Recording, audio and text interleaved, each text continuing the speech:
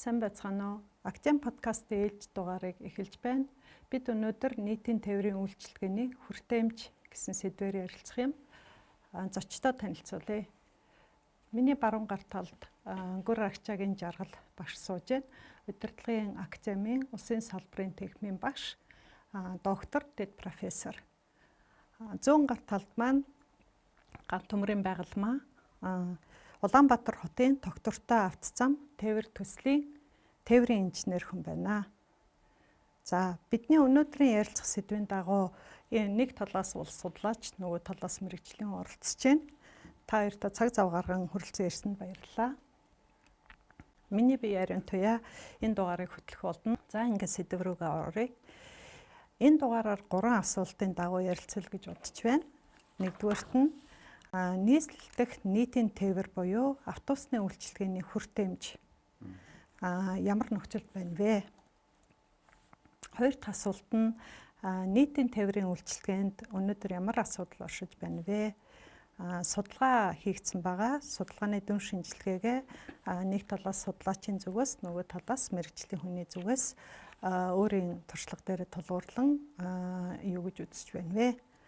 За гурав дахь нь бол хэрв энэ судалгааг цааш нь үргэлжлүүлнэ гэх юм бол цаашд явал дээр вэ гэсэн ийм 3 асуултыг хүндий гэж бодож байна. Энэ удаагийн дугаараар яагаад нийтийн тээврийн үйлчилгээний хүртээмжийн талаар хүндэх болсон бэ гэвэл нийтийн сэдэв маань өөрөө актуал асуудлыг дагуулсан сэдэв байгаа. Нийтийн тээврийн үйлчилгээ гэхээр манай Монгол улсад ялангуяа голчлон автобусны талаар ярьдаг. За хүн ам өсөж байгаатай холбогдуулан хэдийгээр иргэд хувийн унаа мөн нэг хэсэг нь таксигаар үйлчлүүлж хөл залгуулдаг ч гэсэн нийслэлийн хүн ам сүүлийн 20 жилд бол эрчимтэй өссөн. Тэгээ анх манай нийслэл маань ер нь 400-аас 500 мянган хүн амьдрах дэд бүтцтэй төлөвлөгдөж байсан байлээ. Гэтэл сүүлийн 20 жилд бол 1 сая хүнээр нэмэгдсэн байна. Гэтэл Монгол улсын маань нийслэл өөрөө нийт нутаг дэвсгэрийн 0.3% гэсэн өчүүх хэсгийг эзэлт юм байна. Тэгэхээр хүн амын өсөлттэй холбогдуулан бас метро, BRT зэрэг өөр төрлийн нийтийн тээврийн тухай яригцаар байгаа ч гэсэн яг өнөөдрийн үед бол автобус хөл залгуулах гол унаа хэвээрээ байсаар байна.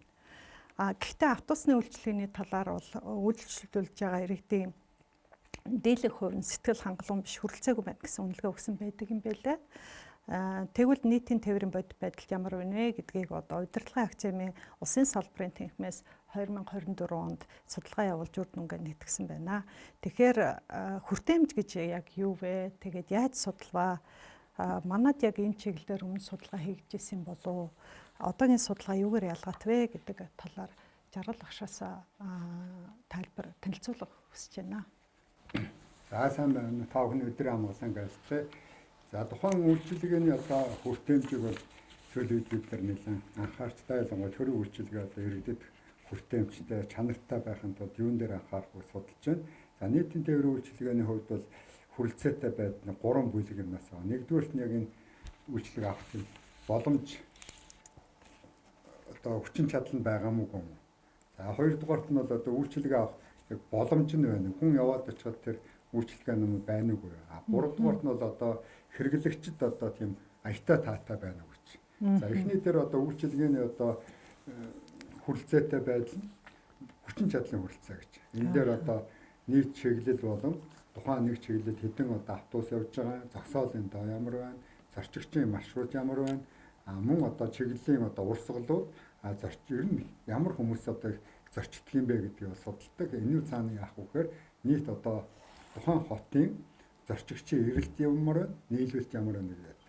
За үүн дээрээс өөрлөд бол орон зайн хүрэлцээтэй байдал гэж. Орон зайн хүрэлцээтэй гэдэг бол тухайн автобусны одоо эргэлтийн урт буудал хоорондын зай, за дамжин суух боломжууд, бусад одоо тээвэр хэрэгсэлтэйг одоо хосолж явах ийм байдал нь ямар байна гэж. За цаг хугацааны хүрэлцээтэй байдал гэх юм бол зорчигч одоо хэдийн хугацаанд хүлээх юм. Тэр хүлээх стандарт хугацаа нь ямар байх юм?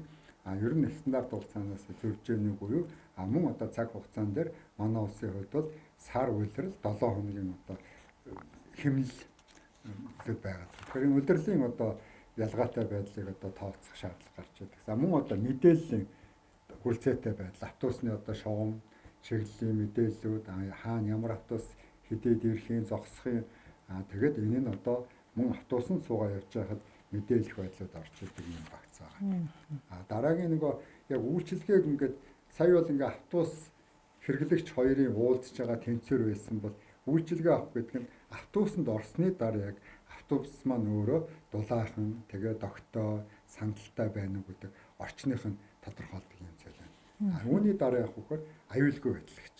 Тэр автобусанд ороо суугаа явахад ямар нэгэн байдлаар халтарчихгүй, унчихгүй, тийм ээ гинт торомсгоор орчихгүй ч гэдэг юм аюул ослоггүй байж байгаа. Мөн одоо мөн хуучин ихээр гэдэг бас одоо л харьцангуй багасч байгаа нөгөө халаасны хулгай тийм ээ ийм зүйл байгаа. Гуравдугаарт нь бол одоо багц нь болохоор хэрэглэгч нийцтэй. Төлбөр нь одоо яг зорчигч талаас төлөхөд тохиромжтой байгаа мó төлбөрөө төлөөд байж байгаа хичнээн хүн байгаа. Тэгээд хөдөлгөөний хязгаарлалтаа одоо иргэдэд одоо тохиромжтой юу гэсэн ийм одоо нийтдээ бол 3 багц. 3 багцын дотроо дид хэсэгтэй дэдэсгүүд нь дотроо үзүүлэлттэй юм одоо энэ судалгааны иж бүрэн багц байдаг байна гэж. Бидний хувьд бол энэ 2023 оны одоо өгөгдөл дээр суурлаад өгөгдлийн одоо шинжилгээ хийсэн. Мөн одоо 24 оны одоо эхний одоо 9 сарын байдлаар бол асуулаад ярилцлагын судалгаанууд хийж боловсруулалт хийсэн ийм үр дүн гарсан байгаа. Таны хувьд жишээлбэл одоо Монгол улсад нөгөө тээврийн инженерээр бас энэ Улаанбаатар хотын ийм төсөл тийм ээ эхлүүлээд явж байгаа төсөл дээр ажиллаж байгаа юм байна. Хүрэлцээ талаас нь бас нэмж хэлэх зүйл юу гэж болохоор байна вэ? За миний хувьд болохоор яг нийтийн тээврийн хүртээмж гэдэг бол яг хүртээмж гэдэг үгийн хүмүүс яг сонсороо яг би яг нийтийн тээврийн буудалтай байх юм байна уу, би өдөр тутам автобусаар үйлчлүүлж чадж гэнэ үү гэдэг асуулт нэгдүгээрт гарч ирж байгаа. Хоёрдугаарт бол яг хүртээмж гэдэг маань өөрөө сая жаргалагчийн хэлсэнчлэг газар зүй цаг хугацаа тэгээ эдийн засгийн хүртээмж тэгээ нийгмийн талаас нь ер нь бол хэр одоо яг хүртээмжийг яаж тодорхойлж ямар тоон өгөгдөл дээр ажиллаад яг иргэнд хүртээмж хэр байгаа юм бэ гэдэг үзүүлэлтийг бас тодорхойлох байх гэж бодож байна. Тэгээ миний манай төслийн хувьд болохоор Дэлхийн банкны санхүүжилттэй Улаанбаатар хотын доктортой авах зам тээвэр төслийн нэгж байгаа. Тэгээд төслийн үндсэн зорилго нь бол одоо сонгогдсон гудамж замуудын төвжирлийг бууруулах, тэгээ байгаль орчинд ээлтэй байдлыг сайжруулах, тэгээ Улаанбаатар хотод доктортой тээврийн тогтолцоог бий болгох үндсэн зорилготой байгаа.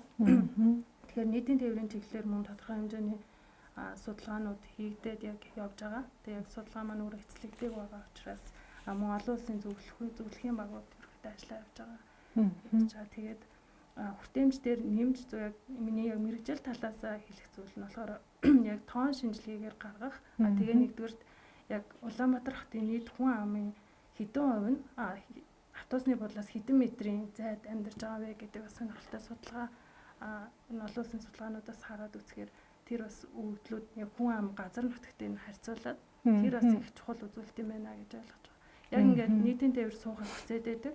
Тэгэхэд одоо 500 м 1 км 2 км алхах нь өөрөө яг хүнд яг буцаагаад хүртээмжийг нь холдуулж байгаа гэдэг онцгоос нэн түрүүнд зайны асуудал их чухал юм байна. Хүртээмжийг ерөөхдөө Зөв. Тэгэхээр ерөнхийдөө ингээ хоёр талын яриаг сонсохлоор хоорондоо уялдах зүйл маш олон байна гэдэг нь гарч ирэх нь ойлгомжтой байгаа. Багшд бол би ингэж асуумаар байна. Яг энэ Монголын одоо ялангуяа автобусны үйлчилгээтэй холбоотой өмнө судалгаа хийгдсэн болов яасан бол тийм ээ. Энэ судалгаа маань тэр судалгаануудаараа дөрвөлж хийгдсэн байна уу? Эсвэл шал өөр өнцөг оруулж хийгдсэн судалгаа байна уу үгүй юу гэдэг талаас нь тайлбар хүсье.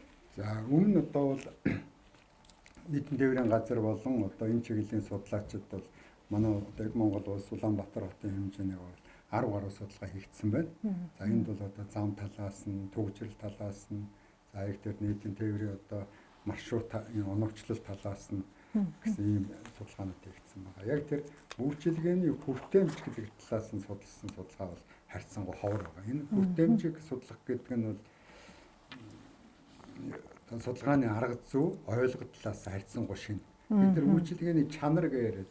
Чанарын өмнө яг тэр юм бидэнд мэдрэгдэж байна уу? Бид тэр үйлчлэгийг авч байна уу гэдэг боломж олцоонуудыг тодорхойлж байгаа судалгаа гэж үзэж байна. Энэ утгаасаа бол одоо бид нар тийм нэг одоо байгууллага руу яваад ороход жижүүр нь хүлээж авахаас эхлэхдээ л адилхан тэр үйлчлэгээ эхэлдэг. Тэр бүхний алхмуудыг судалж байна гэж үзэж байна. Өөрөөр хэлбэл нөгөө таны төрөний яриатай уялдуулах юм бол хүн гараад шууд автобусан суугаад А цэгээс Б цэг рүү хурдан явмаар байдаг. Тэрүүн дотор төрүүлээд тэгэхээр дулаахан автобус нь уу, эвдэрсэн автобус нь биш. Ер нь бол төрүүлээд тооны хувьд тэр хүртээ хэмж, төлбөрийн хувьд хүртээ хэмж, өшөө юу гэдгийг тэр зогсоолын хувьд, маршрутын хувьд боломж болцоо нь ямар байна вэ гэдгийг хүртээ хэмж гэдэг үнцгээс нь нарийн харах нь чухал байна гэсэн санааны үүднээс чанар гэхээсээ илүү төрүүлээд өргөн хүрээнд авч үзэх нь зөв байна гэсэн ер нь санаа ард нь явж исэн байна тийм ээ.